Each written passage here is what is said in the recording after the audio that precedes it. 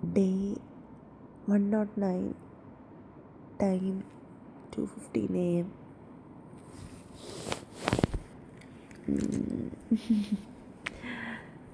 Surprise பண்ண ரோபியை நான் தூத்துக்குடிக்கு வந்துட்டேன். காலையில் 9 மணிக்கு வந்து இறங்கினேன் தூத்துக்குடி புது பஸ் ஸ்டாண்டில். ஆக்சுவலி நான் மேப்பில் பார்க்கும்போது இன்னும் ஒரு 1.5 கிலோமீட்டர்னு போட்டுருந்துச்சு. சரி இன்னும் டைம் இருக்குதுன்னு அப்படியே இருந்துட்டேன்.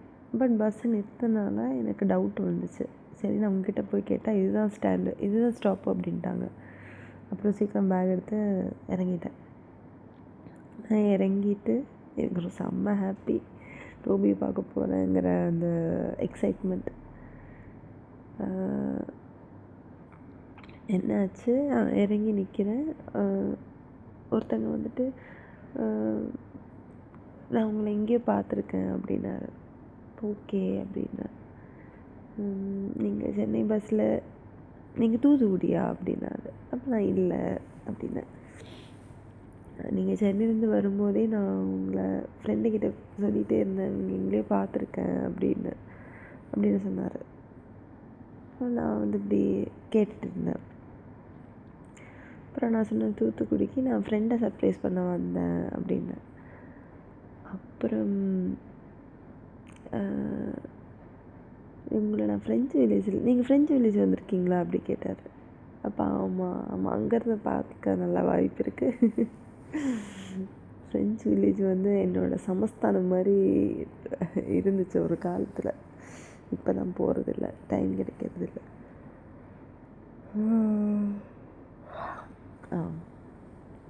ஸோ அதொன்னா. அப்புறம் நான் சொன்னேன், எனக்கு சங்கரப்பேரி போகணும், பஸ்ஸுக்கு வெயிட் பண்ணவான்னு கேட்டப்போ இல்லை ஆட்டோ பிடிச்சி போங்க, பக்கம் தாங்க இந்த 2 கிலோமீட்டர்ஸ் தான் அப்படின்னாங்க. ரொம்ப சந்தோஷம் சொல்லிவிட்டு ஆட்டோ ஏறினேன்.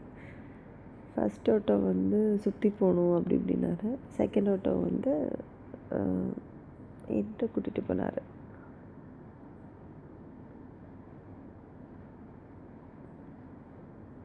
எனக்கு என்ன சந்தோஷம்னா, அவங்ககிட்ட நான் சொன்னேன், எனக்கு அட்ரஸ் கரெக்டாக தெரியாது, தூரமாக நின்னா தான் எனக்கு வீடு தெரியும், பிளாக் கலர் மிரர் வச்சுருப்பாங்க அப்படி சொன்னேன். அப்புறம் அந்த இடத்துக்கு போனோம். தூரமாக அவங்க 2 வீடு இருந்துச்சு. ஓகே, ரைட் சைடில் இருக்கிறது அவங்க வீடு, அது மட்டும் எனக்கு தெரியும். சொன்னேன், போய் இறக்குனாரு. நான் அவர்கிட்ட சொன்னேன், எனக்கு நீங்கள் இன்னொரு ஹெல்ப் பண்ணணும், அவர் நம்பர் தரேன், அவங்கள கால் பண்ணிவிட்டு உங்களுக்கு ஒரு டெலிவரி வந்திருக்கு, ரோபிகா தானே, உங்களுக்கு ஒரு டெலிவரி வந்திருக்கு, இது மட்டும் சொல்லுங்கள் அப்படின்னு. அவர் சொன்னார். அவரை எப்படி பார்த்தார்? நான் சொன்னேன், நான் சர்ப்ரைஸ் பண்ண வந்திருக்கேன், நான் என் பேர் சொன்னால் கண்டுபிடிச்சிடுவாங்க அப்படின்னு. அப்புறம் அவர் சொன்னார், அவள் வெளியே வந்தா. ஆக்சுவலி தூரமாக இருந்துச்சு, சரியாக அவளோட ரியாக்ஷன் ரெக்கார்ட் பண்ண முடியல, சர்ப்ரைஸ் ரியாக்ஷன். பட் ஸ்டில் அவள் சர்ப்ரைஸ் ஆனால் செம்ம ஹாப்பி. அவளுக்கு என்ன பண்ணுறது தெரியல, அழலை, பட் சந்தோஷத்தில் என்ன பண்ணுறது தெரியலை. அதுக்கப்புறம் வீட்டுக்கு இன்னும் ரொம்ப அடம் பிடிச்சா. எனக்கு போகவே மனசில், நான் கூப்பிடாம ஒருத்தங்க வீட்டுக்கு போகவே எனக்கு பிடிக்காது. இத்தனைக்கும் அவள் வீட்டில் அவ்வளோ பிரச்சனை. சரி கூப்பிடுறாளே, நானும் ஃப்ரெஷ்அப் கூட ஆகலை, சாப்பிட்ல, டீ கூட குடிக்கலை, சரி பரவாயில்லன்னு போனேன். அவங்க அம்மா ரியாக்ஷனே சரியில்லை, சிரிக்க கூட இல்லை. அப்புறம் அவளோட அண்ணியும் அப்படி தான். ஆனால் அவங்க லைட்டாக ஸ்மைல் பண்ணாங்க. அவங்க அப்பா தான் என்னை மனசால் லைக் சிரிச்சுட்டு வெல்கம் பண்ண மாதிரி இருந்துச்சு. வேறு யாரும் அப்படி பண்ணல. அவங்க அவள் சொல்லிட்டு தான் நான் வந்தேன்ற மாதிரி அவளை ட்ரீட் பண்ணாங்க. நான் சொன்னேன்,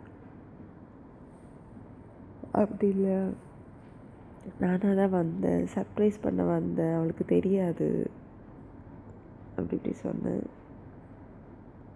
அவங்களுக்கு என்ன பண்ணுறது தெரியலை என்னை வச்சுட்டு. நான் வேறு வந்துட்டேன், பிடிக்கவும் இல்லை.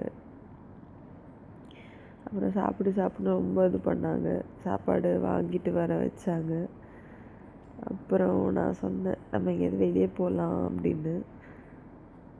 அவங்களுக்கு அதுவும் பிடிக்கல. அவன் ஊர் சுற்றுறதே அவங்களுக்கு பிடிக்கல. இல்லை வேறு நான் வா வெளியே போகலான்னு வேறு சொன்னேன். அதுக்கப்புறம் ரொம்ப கம்ப்ளைண்ட் பண்ணாங்க அவங்க. அவள் அப்படி, அவள் இப்படி, கல்யாணம் பண்ண மாட்டேங்கிறா, வீட்டில் அவ்வளோ பிரச்சனை. பிரச்சனை வேறு ஒன்றும் இல்லை. அவள் முன்னாடி ஃபினான்ஷியலாக யாருக்கோ லோன் எடுத்து கொடுத்துருக்கு, அவங்க காசு கொடுக்கல. திஸ் டைம் அது ஒரு பிரச்சனை இருக்குது. அண்ட் அவள் வேறொருத்தவங்கக்கிட்ட லோனு வாங்கிட்டு வேறொருத்தருக்கும் ஹெல்ப் பண்ணியிருக்கா. ஆனால் இவ தான் மாட்டினா. ஏன்னா அவங்க யாரும் திருப்பி கொடுக்கல. ஸோ ரொம்ப கடனாகி அவள் திருப்பி கொடுக்க முடியாமல் வீட்டில் சொல்லிட்டா, ஹெல்ப் பண்ணுங்க அந்த மாதிரி. அவள் ஆக்சுவலி என்கிட்ட சொல்லியிருந்தா நான் ஏதாவது பண்ணியிருப்பேன். சரு, நான், பாரதி அக்கா, சந்தோஷ் ப்ரோ, நாங்கள் இவ்வளோ பேர் இருக்கோம், ஏதாவது பண்ணியிருப்போம். ஆனால் அவள் எங்ககிட்ட எல்லாம் சொல்லலை. நேரில் வீட்டில் போய் சொல்லி, வீட்டில் தான் ரொம்ப அவளை இதுக்கு மேலே அவளை கேவலமாக ட்ரீட் பண்ண இது இல்லை. ஊர் சுற்றுறது அவங்களுக்கு பிரச்சனை. ரொம்ப பேட்ரியார்க்கல் அந்த மாதிரி ஒரு ஃபேமிலி. எனக்கு அவங்க ஃபாதரை நான் எதுவும் சொல்ல மாட்டேன். எனக்கு அவங்க ஃபாதர் ரொம்ப பிடிக்கும், நல்ல மனுஷன். அவரோட பர்சனல் விஷயத்தில் நான் தலையிடவே மாட்டேன். மற்றவங்க இப்படி வாழணும்னு அவரை சொல்கிறதில்ல. அதுதான் எனக்கு அவர்கிட்ட பிடிச்சது. அவங்க அண்ணாவை எனக்கு பிடிக்கவே இல்லை, 2 பேரையும். ஏன்னா அவங்களுக்கு பிடிச்ச மாதிரி அவங்க வாழட்டும், ஆனால் அவங்களுக்கு பிடிச்ச மாதிரி இவன் வாழணும்னு ஏன் அவங்க நினைக்கணும்? அதுதான் பிடிக்கல.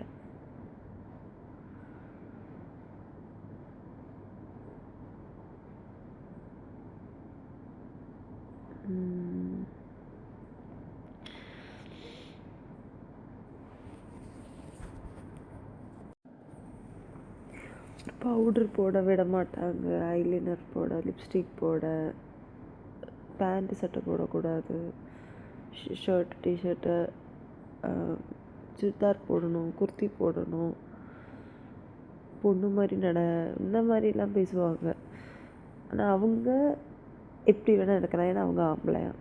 அதுதான் எனக்கு அன்அக்செப்டபுளாக இருக்குது. டேட்டூ புதுசாக டேட்டூ போட்டாலாம் அது வீட்டில் பிடிக்கலையா, அண்ணனுக்கு பிடிக்கலையா, அது என்கிட்ட கம்ப்ளைண்ட் பண்ணுறாங்க. நான் சொல்கிறேன், ரோபிக்கு உங்களை ரொம்ப பிடிக்கும் அப்படின்னு. அப்போ அவங்க சொல்கிறாங்க, பிடிச்சா நான் சொல்கிறது கேட்கணும் அப்படின்னு. அதில் எனக்கு உடன்பாடு இல்லை. ஏன்னா எனக்கு எங்கள் அம்மாவை பிடிக்கும், அதுக்குன்னு எங்கள் அம்மா சொல்கிறதெல்லாம் நான் கேட்க முடியாது. நமக்குன்னு ஒரு இது இருக்குது, நமக்கு பிடிச்ச மாதிரி தான் நம்ம இருக்கணும். மற்றவங்கள பிடிச்சிருக்குன்னு அவங்கள மாதிரி இருந்தால் அதுக்கு என்ன அர்த்தமே இல்லை.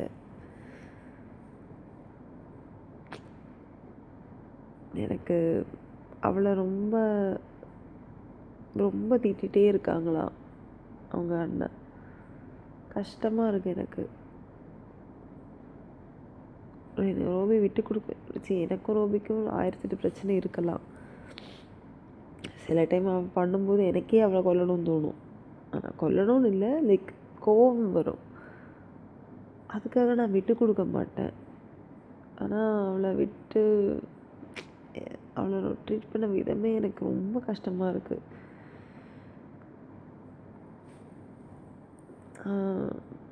அப்புறம் நாங்கள் பெட்ரூம் போயிட்டு அங்கே தான் உட்காந்து பேசினோம். பூரி, வடை, காஃபிலாம் குடித்தோம். வெளியே போகிறேன்னு சொன்னதுக்கு ஒரு மாதிரி பண்ணாங்க. நான் சொன்னேன், நான் அவளை பார்க்க தான் வந்தேன்,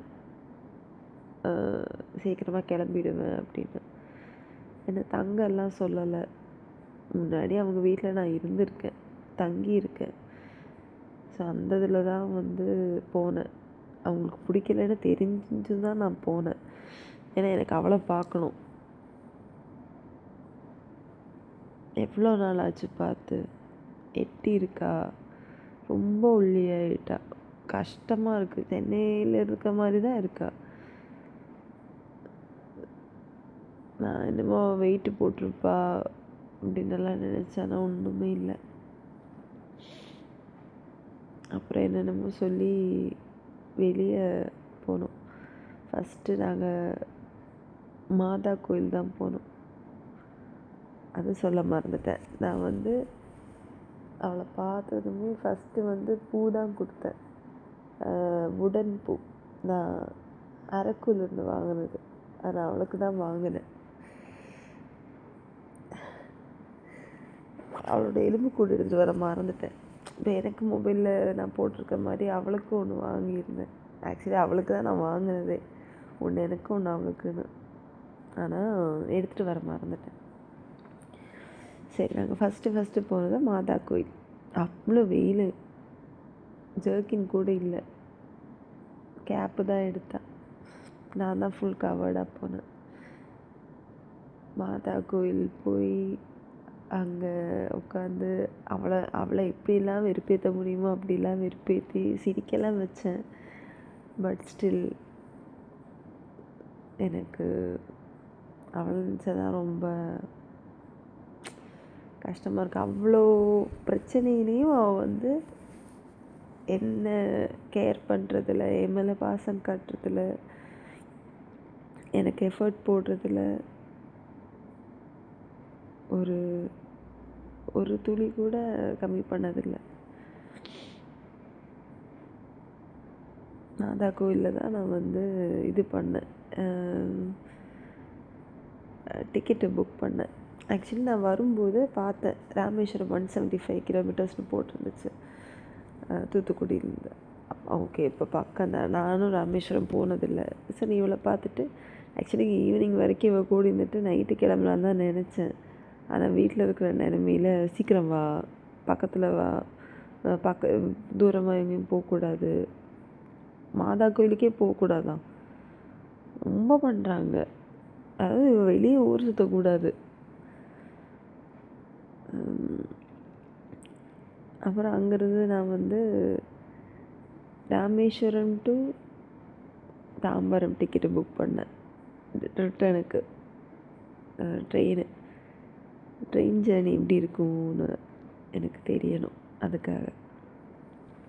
அதுக்கப்புறம் மாதா கோயில் கொஞ்சம் நேரம் இருந்து கொஞ்சம் அவளை வெறுப்பேற்றி கொஞ்சம் சிரித்து அங்கெல்லாம் வீடியோ எடுத்து ஃபோட்டோ எடுத்து வெளியே வந்தோம். வெளியே பார்க்கிங்கில் ஏதோ ஒருத்தர் ஒரு மாதிரி பார்த்துட்டே இருந்தார். அவருக்கு ஒரு மென்டலி சேலஞ்சாக இல்லை காஜா தெரியல, ஆனால் பார்த்துட்டே இருந்தார். நாங்கள் வந்த வண்டியில் தான் அவரோட ஃபுட்டு வச்சார். ஒரு மாதிரி பண்ணார். எனக்கு என்னென்னா அவர் மேலே கை வைப்பாரோ, நான் ரியாக்ட் பண்ணிடுவேனோ, ரோபி ரியாக்ட் பண்ணிடுவாளோ, எனக்கு அதுதான் கொஞ்சம் ஆன்ஷியஸாக இருந்துச்சு. அப்புறம் நாங்கள் வண்டி வச்சதுக்கு பக்கத்தில் ஒரு புல்லட்டு இருந்துச்சு. அதோட ஓனர் இருக்கும்போது அவங்க இவரை கிளம்ப சொன்னாங்க. அப்போ தான் கொஞ்சம் எனக்கு ஓகே ஆச்சு. கடைசி வரைக்கும் அந்த கேட்டு நாங்கள் மாதா கோயில் போகிற வரைக்குமே ஒரு மாதிரி பார்த்துட்டு இருந்தார். பக்கத்துலேயே வந்துட்டு இருந்தார். ரொம்ப லைட்டாக பயமாகவும் இருந்துச்சு. ஏன்னா வேறு ஒன்றும் இல்லையோ அடிச்சிடுவா, அங்கேயே ஒரு பிரச்சனையாயிடும்.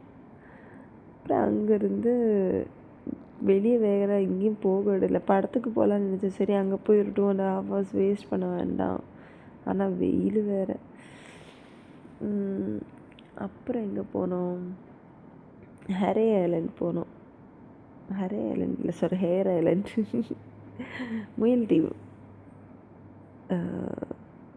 முயல்தீவு அங்கே 100 years old லைட் ஹவுஸ், பழைய லைட் ஹவுஸ், அங்கே போனோம். நல்லா இருந்துச்சு, எக்ஸ்பெக்டே பண்ணலை. மேலே ஏறணும், ஃபோட்டோ வீடியோ எடுத்தோம். எனக்கு ரொம்ப நாள் ஆச்சு நான் ரோபி கூட வண்டியில் உட்காந்து. கஷ்டமாயிடுச்சு, அவன் ஃபேஸே ஒரு மாதிரி ஆயிடுச்சு. நல்லா இருந்துச்சு. அப்புறம் ட்ராவல் பண்ணிவிட்டு ஜூஸ் குடிக்க போனோம். அங்கே என்னென்னா, அங்கே நான் வந்து எங்கள் அம்மா அப்பா சரவணன் எல்லாமே வீடியோ கால் போட்டு இவளை பேச வச்சேன். எங்கள் அப்பா அம்மாலாம் அவ்வளோ ஹாப்பி அவள்கிட்ட பேசுகிறதுக்கு. ரோபி குட்டி ரோபி குட்டின்றாங்க எங்கள் அம்மா, எங்கள் அப்பாவும் வந்து ரோபி குட்டின்றாரு. அந்த அளவுக்கு பாசம். சரவணும் செம்ம ஷோக்கு, நான் அவனை பார்க்க போனேன்னு. யாருமே எதிர்பார்க்கல. ஆனால் நான் மனசில் நினச்சிட்டு இருந்தேன், நான் ரோபியை பார்க்க போகணும் அப்படின்னு. இப்போவும் மனசில் நினச்சேன், எக்ஸிக்யூட் ஆச்சு. நான் வந்து ஆக்சுவலி தேர்ஸ்டே மார்னிங்கே போயிருக்கணும். அந்த யூனிவர்சிட்டியில் ஒரு மேபி என்னை ஃபோன் பண்ணிவிடுவாங்களோங்கிற ஒரு பயத்தில் தான் வந்து போகாமல் டிலே பண்ணேன். ஜூஸு லெமன் சோடா சால்ட்டு கேட்டால் லெமன் ஸ்வீட்டு சால்ட்டு போட்டு கொடுத்தாங்க. அதுவும் கிளாஸு ஒழுங்காக கழுவக்கூட இல்லை, அது எங்கே என்னமோ இருந்துச்சு அதில். அப்படி சொல்லி கிளாஸ் மாற்ற சொல்லி சால்ட் சோடா கேட்டால் அதே சோடாவில் கொஞ்சம் அதிகமாக உப்பு போட்டு கொடுத்துட்டான். எனக்கு நீ சோடாவே வேண்டாம், நீயே வச்சுக்கோ சொல்லி பே மட்டும் பண்ணிட்டு வந்துட்டேன். பே பண்ண வேண்டிய அவசியம் இல்லை தான், பட் எப்படி சொல்கிறது, சொல்லிட்டேன். அவங்க அவ்வளோதான். அவங்களுக்கு கஸ்டமர் சர்வீஸ் ஒரு விஷயம் இல்லை, அந்த ஓனருக்கு ஒரு விஷயம் இல்லை, சர்வ் பண்ண ஆளுக்கும் அது ஒரு விஷயம் இல்லை. சரின்னு நான் அவள் ஷார்ஜர் ஷேக் தான் குடித்தேன். அப்புறம் அங்கேருந்து இன்னொன்று, நாங்கள் வெளியே இருக்கோம். அத்தனை தடவை கால் பண்ணாங்க அவங்க அம்மா, எங்கே இருக்க, எப்போ வீட்டுக்கு வருவ, ஊர் சுற்றாதீங்க அப்படி இப்படின்னு. இத்தனைக்கும் காலையில் தான் போனோம். அங்கேருந்து ரோபி ஒரு ஷர்ட் போட்டிருந்தா. எனக்கு அந்த ஷர்ட் ரொம்ப பிடிக்கும், அந்த கிளாத் ரொம்ப பிடிக்கும். அது வாங்கின கடையில் போனோம், ஷாப்பிங் பண்ணேன். அங்கேயும் செம்ம ஃபன்னு. நான் ஷர்ட்டு டபுள் பாக்கெட்டு ஷர்ட்டு பார்த்தேன், கிடைக்கல. கிடச்சிது, ரேக் ஒன்று எடுத்தேன். அப்புறம் ஒயிட் ஷர்ட்டு, லாங் ஒரு ஒயிட் ஷர்ட் இருந்துச்சு, நல்லா இருந்துச்சு. மாலை மங்கும் நேரம் படத்தில் ஸ்ரேயா போடுவா அந்த மாதிரி இருந்துச்சு. நமக்கு அந்த மாதிரி நடக்காது தான் லைஃப்பில், பட் சில ஆசைப்படலாம்ல, அதுக்காக அது வாங்கினேன். இவளை ரொம்ப அடம் முடிக்க வச்சு டிஷர்ட் எப்படியும் வாங்க வச்சிட்டேன். நான் அவ்வளோ சொன்னேன், ஒரு குர்த்தியாவது வாங்கு ஆசைக்காக அப்படின்னு, கேட்கவே இல்லை. அங்கேயும் செம்மையாக ஃபன் பண்ணோம். அவள் வந்து அங்கே இருக்கிறவங்ககிட்ட சொல்கிறாங்க, நான் யூடியூப் சேனல் வச்சுருக்கேன், நான் 1000 சப்ஸ்கிரைபர்ஸ் இருக்கா, நான் வந்து ரொம்ப பெரிய இதுவாக கேட்டாங்களா அவங்க. நாங்கள் பேசுகிறத வச்சு அவங்களே சிரிக்கிறாங்க, நான் எந்த ஊருன்னெல்லாம் கேட்டுட்டு. அதுக்கப்புறம் ஷாப்பிங் எல்லாம் பண்ணி அவங்க வீட்டுக்கு போய் நான் சொன்னேன், நான் அவங்க வீட்டுக்கு உள்ளே எல்லாம் வரல, பேக் மட்டும் எடுத்துக்கூட நான் கிளம்பிடுறேன் அப்படின்னு, என்னை பஸ் ஸ்டாப்பில் மட்டும் ட்ராப் பண்ண அப்படின்னு. அங்கே போகிறோம், அவங்க அவங்க அவங்க அம்மா அப்படி மூஞ்சி தூக்கி வச்சுருக்காங்க. எங்கே போனேன், ஏன் இவ்வளோ நேரம் அப்படி இப்படின்னு அவளை கேட்டுகிட்டே இருந்தாங்க. அதுக்கப்புறம் நான் சொன்னேன், நான் கிளம்புறேன் அப்படின்னு. எல்லாருக்கும் அவளை ரொம்ப பிடிக்கும். ஆஃபீஸில் அங்கே க்ளீன் பண்ணுறாக்கா கூட அவள் எப்படி இருக்கான்னு இப்போ வரைக்கும் கேட்பாங்க அப்படின்னு. நீங்கள் யாரும் காண்டாக்ட் பண்ணாமல் இருங்க அப்படின்ட்டாங்க. நான் ரோபி வந்து காண்டாக்டே பண்ணக்கூடாதான் கொஞ்ச நாளைக்கு. எனக்கு நான் வந்து சரி அப்படின்ட்டேன். நான் வேறு என்ன சொல்கிறது, நீங்கள் வருத்தத்தில் தான் சொல்கிறீங்கன்னு தெரியுது, நான் எதுவும் சொல்லலை. ஆனால் அழுதாங்க. ஆனால் எனக்கு அதில் அவங்க பாசத்தில் அழுதாலும் அதில் அர்த்தம் இல்லை என்னோடய பெர்ஸ்பெக்டிவில். ஏன்னா அவங்க பையன் அவள் பண்ணுற தப்பு அவங்க பையன் பண்ணால் அது தப்பே இல்லை, ஏன்னா அவங்க பையன். அதுவே ரோபி பண்ணால் அது தப்பு, ஏன்னா அவள் பொண்ணா. அப்படி நினைக்கிறதுல வந்து நான் என்ன கமெண்ட் சொல்கிறது.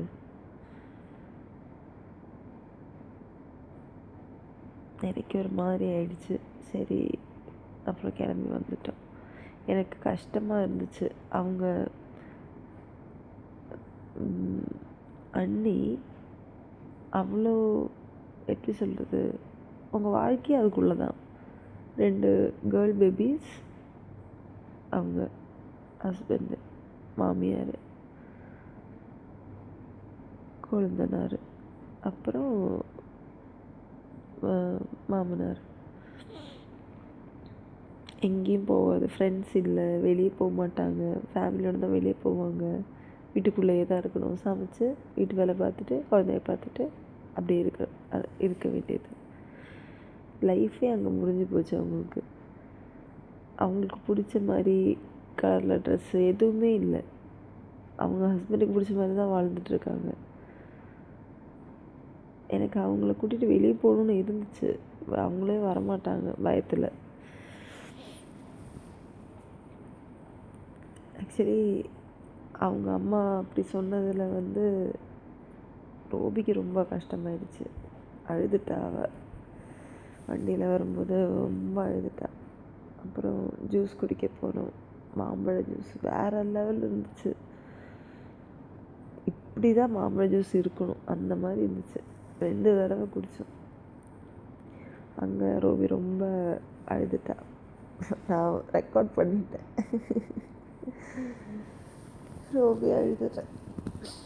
நான் வந்து அதை ஏன் சிரித்தேன்னா, ரோபி வந்து எப்பவுமே என்னால் கேப்சர் பண்ண முடிஞ்சதில்லை. அமரன் படத்துக்கு நானும் ரோபி சாமி போனப்போ நாங்கள் 2 பேரும் உட்காந்து ஒரே அழுக.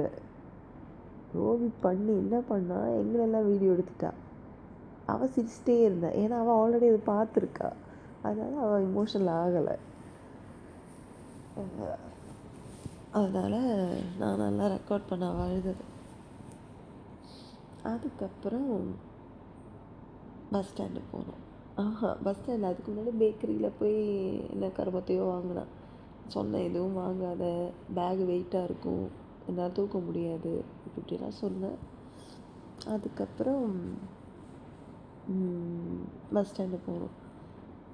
அங்கே வாஷ்ரூம் போயிட்டு நான் கொஞ்சம் ஃப்ரெஷ்அப் ஆகிட்டு, அங்கே வாஷ்ரூமில் இருக்கிறாக்க டீ குடிக்க ஏதாவது காசு கொடுமா அப்படின்னாங்க.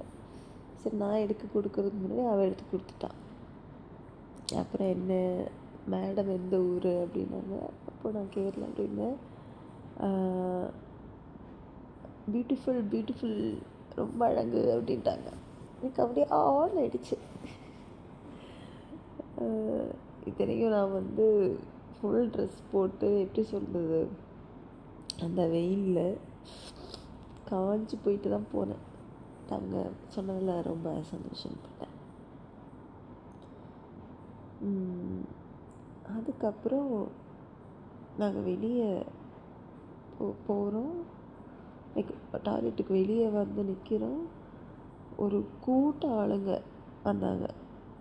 ஒரு ஆள் வந்து ஒரு குழந்தை எடுத்துகிட்டு குழந்தைக்கு மெடிசன் வாங்கணும், காசு கொடு அப்படின்னாங்க. நல்லா தண்டும் தடியுமா நல்ல பாடியில் இருக்கார், உழைச்சி சம்பாதிக்கட்டும். டிபெண்ட் பண்ணி கெடுத்து வச்சுருக்காங்க. நான் எதுவுமே கொடுக்கல. அவங்களுக்கு நான் கொடுத்தா ஒரு கும்பல் பின்னாடியே வந்துட்டு இருந்துச்சு, இவங்களுக்கும் கொடுக்குற மாதிரி. அப்படியே நாங்கள் வந்து பஸ் ஸ்டாண்டுக்குள்ளே போயிட்டோம். அங்கே போனால் லைக் ஊர் சைடு ஆக்சுவல் ஆளுங்க, பல ஊர்லேருந்து வந்த ராமநாதபுரம், பல ஊர், கொளத்தூர், அவங்கெல்லாம் வந்து என்ன இப்படி பார்த்துட்ருக்காங்க. ரோபி நிற்கிறா, என்னென்னமோ பேசினாங்க. ஒரு தாத்தா வந்து ஹிந்தியில் தான் பேசினார். அவர் எக்ஸ் மிலிட்ரியா.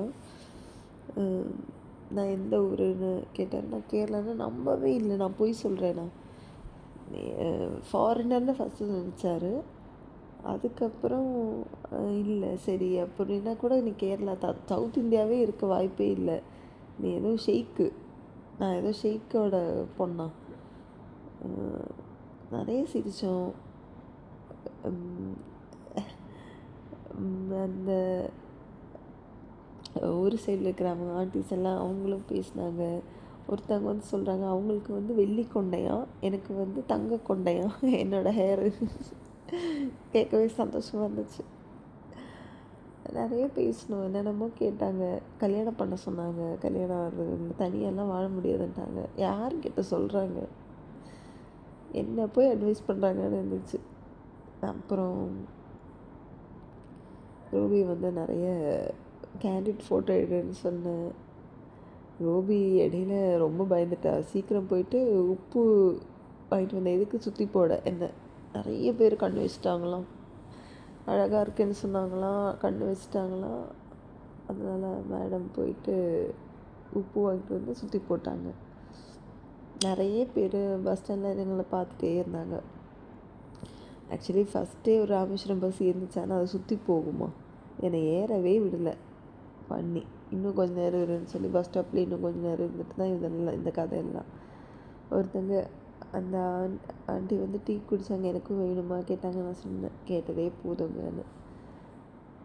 அதுக்கப்புறம் என்னாச்சு, அங்கே இந்த சேஃப்டி பின் விற்கிற குழந்தைங்க, ஒரு பொண்ணுக்கு என்னை ரொம்ப பிடிச்சி போச்சு. என்னை பார்த்து ரொம்ப பாயெல்லாம் சொல்லிகிட்டு இருந்தா.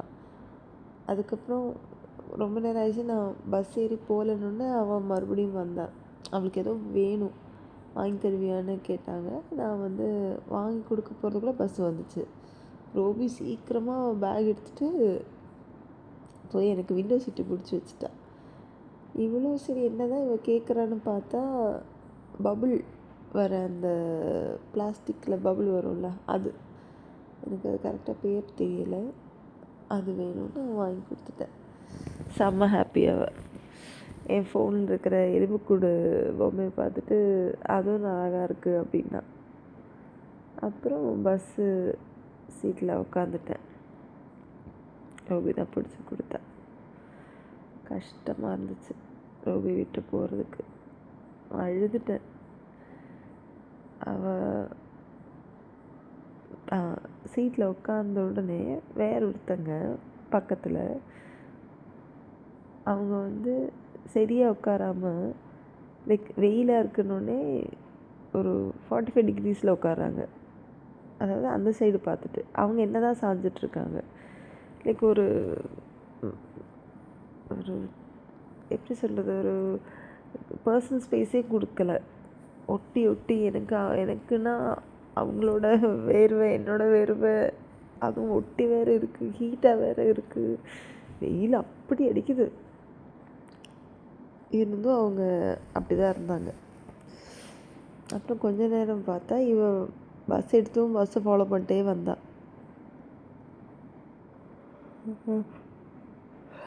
கொஞ்ச தூரம் வந்தா, ஏதோ ஒரு டேர்னிங்கில் ஹைவேக்கு போகிற மாதிரி இருந்தது, அங்கே வரைக்கும் வந்துருந்தா. அதுவும் எனக்கு கஷ்டமாக இருந்துச்சு. கூட இருக்கிற இவங்களே சொன்னாங்க, அந்த பாப்பா பாவம், வீட்டுக்கு போக சொல்லு அப்படின்னாங்க. சொன்னால் எங்கே கேட்க போகிறா. அப்புறம் அந்த வெயிலில் அப்படியே போனோம் பஸ்ஸில். நான் ஒரு 3 ஹவர்ஸ் இருக்கும்னு நினச்சேன், மேக்ஸிமம் 4 ஹவர்ஸ் இருக்கும்னு நினச்சேன். 5 ஹவர்ஸ் ஆச்சு வர்றதுக்கு. பெண்டு கழட்டிடுச்சு, நிற்கல, அப்படி வலிச்சது அவ்வளோ நேரம் உட்காந்துட்டு. அந்த வெயிலில் கொஞ்ச நேரம் ஒரு 15-20 மினிட்ஸ் ஸ்னாப் எடுத்தேன், அவ்வளோதான். ஏன்னா காலையில் சரியாக தூங்க முடியல,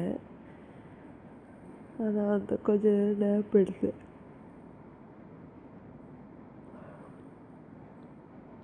அதுக்கப்புறம் இவங்க இந்த மாதிரி உட்காந்தது எனக்கு பிடிக்கல, அப்படியே போயிடுச்சு. அப்புறம் ஏதோ ஒரு ஸ்டாப்பில் இறங்கி அங்கே தான் வாஷ்ரூம் போனேன். அங்கே அது என்ன அனிமல் தெரியலை, ஒரு டைப் ஆஃப் கோழி, டர்க்கி இல்லை, டர்க்கி தான் நினைக்கிறேன். அப்போது ஒரு 3 டைப் ஆஃப் கோழிஸ் பார்த்தேன், அவங்கள ஸ்னாப் எடுத்தேன். அந்த கோழி என்கிட்ட வந்துகிட்டே இருந்துச்சு. அதுக்கு என்கிட்ட என்ன பிடிச்சிருந்தது தெரியலை, அதுவும் ஃபன்னியாக இருந்துச்சு. அதுக்கப்புறம் மறுபடியும் பஸ்ஸில் அப்படியே போய்ட்டுருக்குது. எனக்கு இவங்க பக்கத்தில் இருக்கிறவங்க என்னோடய ஷேடோவில் இருக்காங்க. எனக்கு வெயில் அடிக்கிறதுக்கு என்னை நல்லா விட்டு இருந்தால் வெயில் அவங்க மேலே படாத மாதிரி அவங்க சாரி எடுத்து கட்டினாலே போதும், வெயிலே வராது. ரொம்ப ஒட்டிருந்து எனக்கு ரொம்ப அன்கம்ஃபர்டபுளாக இருந்துச்சு. கை மேலே வச்சு நான் சொல்லலை, சரி எதுக்கு ஊர் சைடுக்காரங்க ரொம்ப சொல்லி ஹர்ட் ஆகுனுச்சு, எதுவும் சொல்லலை. அதுக்கப்புறம் கொஞ்சம் தூரம் போயிட்டுருக்கும்போது இன்னொருத்தங்க நிற்கிறாங்க. அவங்களுக்கு சுத்தமாக முடியலன்னு நினைக்கிறேன், இல்லை ஆக்ட் பண்ணுறாங்களானும் தெரியலை. அவங்க என்னென்னமே நான் ஃபுல் பாட்டு கேட்டுட்டு வந்ததுனால எனக்கு சரியாக தெரியலை. இதுக்கு இடையில் இன்னொன்று, பிரதீப் கிட்ட மெசேஜ் அனுப்பினேன். ஏன்னா அவன் எனக்கு இப்போவோ கொடுத்த லெட்ரு கூகுள் ஃபோட்டோஸில் பார்த்துட்டு அப்புறம் அவங்ககிட்ட கொஞ்சம் நேரம் பேசினேன். ஐ மீன் வாய்ஸ் மெசேஜு, சேட்டு. என்னை ரொம்ப மிஸ் பண்ணுறேன், அவங்க அம்மாவும் என்னை ரொம்ப மிஸ் பண்ணுறாங்க. நான் இப்போ ஃபாசி இருந்தால் என்னை அப்படி பார்த்துப்பா இப்படி பார்த்துப்பான்லாம் சொன்னாங்களாம். அவனும் என்னை ரொம்ப மிஸ் பண்ணேன், என்னென்னமோ சொன்னான். கேட்கவே சந்தோஷமாக இருந்தது. ஸோ நான் ட்ரிப்பு போகிறேன்னா ஃபுல்லாக ட்ரிப்பிலே என்ன இப்போ ரொம்ப ட்ரிப்பு போகிற கேட்டதுக்கு நான் சொன்ன மனசு சரியில்லை, அதனால தான் போகிறேன் அப்படின்னு. அப்புறம் தான் இந்த இன்சிடெண்ட்டு. எனக்கு அவங்களால நிற்க முடியல. அவங்க உட்காரணுன்னு அவங்களுக்கு இருக்குது. எனக்கு என்னென்னா இன்னும் 2.5 hours இருக்குது. நான் எந்திரிச்சிட்டேன்னா அப்புறம் எனக்கு சீட்டு கிடைக்கலன்னு நான் விழுந்துட்டேன்னா என்ன பார்த்துக்க யாரும் இல்லை, தனியாக வேற போகிறேன், நான் சாப்பிடவும் இல்லை. நான் அதெல்லாம் எனக்கு மைண்டில் இருந்துச்சு. அப்புறம் எனக்கு பக்கத்தில் இருந்தவங்களே எந்திரிச்சிட்டாங்க. அவங்க தான் இவங்களுக்கு தண்ணி கொடுத்தாங்க. அப்புறம் இவங்க அங்கே உட்காந்துட்டாங்க என் பக்கத்தில், என் மேலே வாந்தி எடுத்துட்டாங்க. ஃபுல்லாக இல்லை, இல்லை கொஞ்சமாக. அவங்களுக்கு வாந்தி எடுத்துகிட்டு அவர் மாதிரி ஆயிடுச்சு. என் மேலே கோச்சிக்காதம்மா அப்படின்னுலாம் சொன்னாங்க. அப்புறம் அவங்க சாரி இது எடுத்துகிட்டு என்னோடய ட்ரெஸ்ஸை துடைச்சிருந்தாங்க. நான் சொன்னேன், ஐயோ பரவாயில்ல, ஒன்றும் பிரச்சனை இல்லை, பார்த்துக்கலாம், நீங்கள் ஓகேவா, ஏதாவது வேணுமா, தண்ணி வேணுமா, விக்ஸ் வேணுமா தான் கேட்டேன். அப்புறம் விக்ஸ் மாதிரி ஒன்று இருந்துச்சு, காஜா பாம் நினைக்கிறேன், அதை எடுத்து கொடுத்தேன் அவங்களுக்கு தலைவலிக்கு. அப்புறம் என் மேலே சாய சொன்னேன், அவங்க கேட்கல. அப்புறம் என் தோளில் சாய வச்சுட்டு அவங்களுக்கு நல்லா தலைவடி விட்டேன். பாவம். சரி ஃபுல்லாக நேற்று சாப்பிடலையா, அதனால் அந்த மோஷன் சிக்னஸ் ஆகி வாந்தி எடுத்துட்டாங்கன்னு நினைக்கிறேன். அவங்க எக்ஸ்பெக்டே பண்ணலை நான் அவங்கள பார்த்துப்பேன்னு. அவங்களும் தனியாக தான் வந்திருக்காங்க. நிறைய சாரி சொன்னாங்க, கோச்சிக்காதேன்னாங்க. இப்போ நான் சொன்னேன்ல, நீங்களும் வேணும்னு பண்ணலைல்ல, அது மனுஷங்க தானே, எப்போ வேணால் என்ன வேணால் நடக்கும், நம்ம எதுவும் எதிர்பார்க்க முடியாது, அதெல்லாம் எனக்கு பிரச்சனை இல்லை அப்படின்னு. அப்புறம் ராமநாதபுரம்னு நினைக்கிறேன், அங்கே தான் அவங்க இறங்குனாங்க. போகும்போது அத்தனை தடவை பாய் சொன்னாங்க. பாவம், பத்திரமா போங்கன்னு சொல்லிட்டு அனுப்புனேன். அதுக்கப்புறம் நான் சீட்டு மாதிரி உட்காந்தேன். மேலே இருந்த அந்த வாந்தியெல்லாம் வந்து துடைக்க என்கிட்ட வைப் இருந்துச்சு, வைப் வச்சு துடைச்சிட்டேன். அவ்வளோதான். அப்புறம் இன்னும் ரொம்ப தூரம், அங்கேருந்து இன்னும் ஒரு 1.5 hours. ஆக்சுவலி ராமேஸ்வரம் வர வழியில் லாஸ்ட்டு எங்கள் பக்கத்தில் உட்காந்த ஒருத்தவங்க வந்து நல்லா பேசினாங்க. எந்த ஊர் நான் எல்லாம் கேட்டாங்க, நல்லா பேசினோம். லாஸ்ட்டில் இறங்கி எப்படியோ கரெக்டாக 8 மணிக்கு ராமேஸ்வரம் இறங்கிட்டேன். 2 இடத்துல கேட்டேன், ரூமே இல்லை, தனியாக எல்லாம் 40 பேர் தங்குற மாதிரி ஹாலாக. அப்புறம் ஆரஞ்சு ரெசிடென்சின்னு ஒன்று பார்த்தேன். எனக்கு இன்னமும் தெரியல, என்டர் ஆனன்னு தலைவலி ஆரம்பிச்சிது. சாப்பிடாமல் தூங்காமல் வெயிலில் வேறு சுற்றிட்டு டீஹைட்ரேட் ஆகிட்டு. அவங்கக்கிட்ட ஆதார் கார்டெல்லாம் வாங்கலை. ஏசி ரூம் கொடுத்துட்டாங்க. மேலே வந்துட்டேன். கீழே ஹீட்டர் போட சொல்லணுமா, நமக்கு தண்ணி ஹாட் வாட்டர் வேணுமா, போட சொன்னேன். வந்துட்டேன். வந்த உடனே குளிச்சுட்டேன். ஐயோ, தலைவலி அப்படி இருந்துச்சு. ஃபுட் ஆர்டர் பண்ணேன், இட்லி தோசை, நல்லாவே இல்லை. இட்லி கூட 1.5 இட்லி தான் சாப்பிட்டு முடிஞ்சுது. ஏன்னா தேங்காய் சட்னி எல்லாம் ஒரே இதில் மிக்ஸ் பண்ணி கொடுத்துட்டாங்க. தோசை நல்லாவே இல்லை, கஷ்டமாக இருந்துச்சு. ரோபி அப்போவே சொன்னேன், ராமேஸ்வரத்தில் ஃபுட்டெல்லாம் நல்லா இருக்காது, அப்படி இங்கேயே சாப்பிட்டு போங்கன்னு. நான் தான் கேட்கல. அப்புறம் தலைவலி வேறு, பாம்பை தடவிட்டு ரோபிக்கு மெசேஜ் எழுதிட்டு படுத்துட்டேன். ரொம்ப மிஸ் பண்ணுறேன்.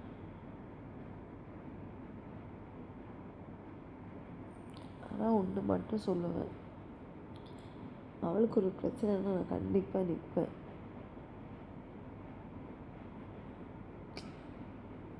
அவளை நினச்சா எனக்கு கஷ்டமாக தான் இருக்குது. ஆனால் இன்னும் நினச்சா எனக்கு ஐ ஃபீல் ஸோ பெட்டர். ஏன்னா என்னோடய ஃபேமிலியும் இதை விட இருந்தாங்க, இதை விட ஸ்ட்ரிக்டாக இருந்தாங்க. நான் வெளியே வந்துட்டேன் அதுலேருந்து. எனக்கு பிடிச்ச மாதிரி நான் வாழ்க்கையை அமைச்சிக்கிட்டேன். அவங்களே அடாப்ட் பண்ண வச்சேன். அவங்களுக்கும் நிறைய விஷயம் நான் பண்ணுறது பிடிக்கல தான். அதுக்காக நீங்கள் வந்து கொஷின் பண்ணுங்கள். ஆனால் சண்டை போட்டாலும் நான் திருந்த போகிறது இல்லைன்ற வரைக்கும் அவங்களுக்கு தெரிஞ்சிருச்சு. நான் எங்கள் அம்மாட்ட வந்து ரோபியை தூத்துக்குடியில் சர்ப்ரைஸ் பண்ண வந்தேன், அப்புறம் நான் ராமேஸ்வரம் வந்தேன், இதெல்லாம் சொன்னதுக்கு ஆமாம் நீ வந்து துபாய் வரைக்கும் விட்டால் போயிடுவேன் தனியாக, உன்னெல்லாம் ஒன்றும் சொல்ல முடியாது, திருத்த முடியாது, இப்படி சொல்லி அவங்க விட்டுருவாங்க. எங்கள் அப்பாவும் அதான், நீ ஊர் சுற்ற போறியா, ஓகே, லைக் அவங்க அந்த மாதிரி நான் அவங்கள கொண்டு வந்துட்டேன். எனக்கு பிடிச்ச மாதிரி தான் இருக்க போகிறேன். அதுக்காக நான் உங்களையும் விட மாட்டேன், உங்களையும் நல்லா பார்த்துப்பேன், ஆனால் எனக்கு பிடிச்ச மாதிரி இருப்பேன். அப்படி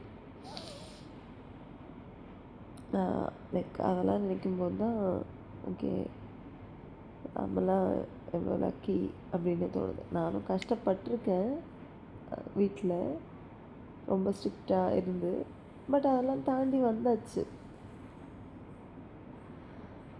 அவ்வளோதான். டே டன்.